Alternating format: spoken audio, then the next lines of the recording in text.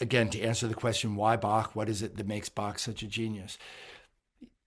I think that music at the beginning of periods, at the early Baroque, at the early classical, those do not necessarily transport so easily to other idioms. And I always use the example of Monteverdi. As Mm. a choral person, I love the Vespers. It doesn't speak the same way on modern instruments as it does on period instruments because it was so idiomatic.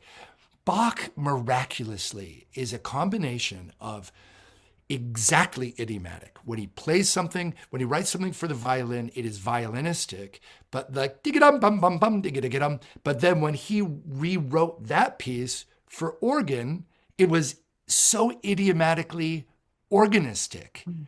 And that somehow translates to when you hear the Goldbergs on harpsichord, you're like, oh, that was written for harpsichord. But then you hear Simona play the Goldbergs on piano and you think, oh, wow, that was written for piano. Like it's crazy, right? Yeah. Well, that's genius, I guess, right?